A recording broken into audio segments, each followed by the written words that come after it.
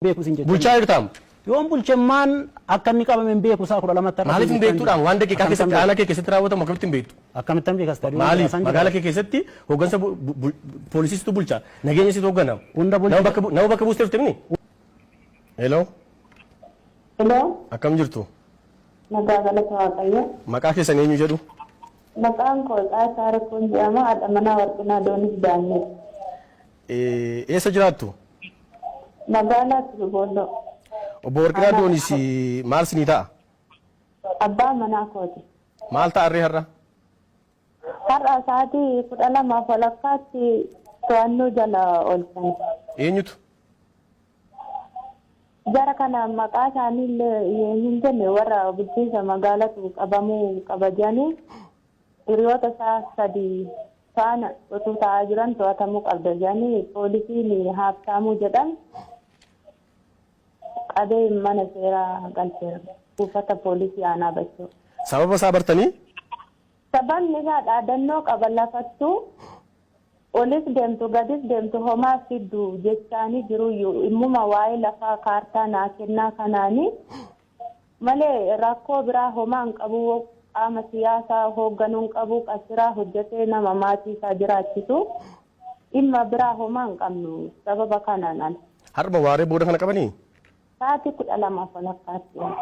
Tole galatoomaa.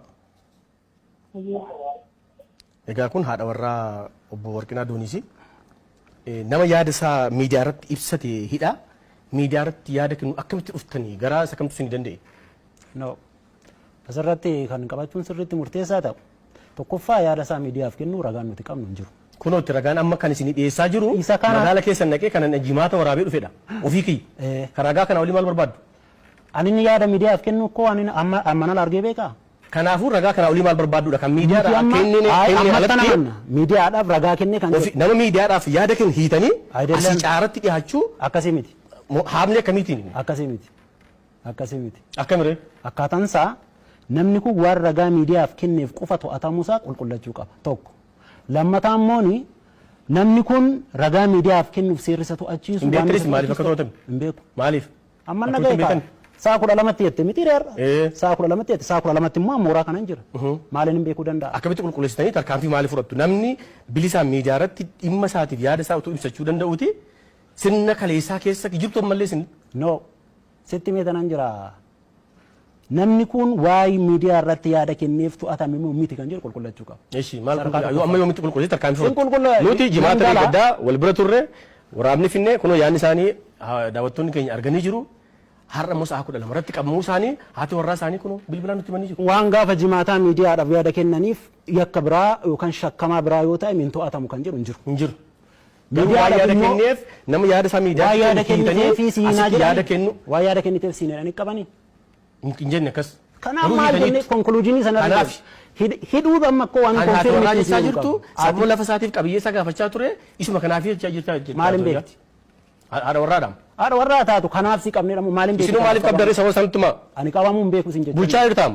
Yoon bulchemmaan akka inni qabame hin beeku saa 12 irratti. Maaliif hin beektuudhaan waan daqiiqaa keessatti aanaa kee keessatti raawwatamu akkamitti hin beektu? Akkamittan beekas ta'e. Maaliif magaalaa kee keessatti hooggansa poolisiistu bulchaa nageenya situ hoogganama. Nama bakka buustee dhufte mini? Hunda bulchita jechuun nama bakka buustee dhufte miti aangoo kee asinnaa dhuftu. Sirreedha. Soo taatee achi keessatti ta'u eenyu badii maaliitiif akka to'atame akkamitti hin beektu ati? Maal bulchitanii nageenya bulchitu taanaan? Qaamni to'atu nu qofa miti. Eenyuudha kan to'atu? Qaamonni adda addaa ni to'atu. Qaamni to'atu hin beektu taanaan maal bulchitaadha mati aanaa sana keessaa? Laakki adeellam akkasii miti. Qaamni siin olii jira aanaa sana kan bulchu? Hin jiru. Eenyutti qabattare? Qaamni naa olii immoo qaamni shakkamaa yakkamaa barbaadu ni jiraata. Kan siin olii moo? Eenyu?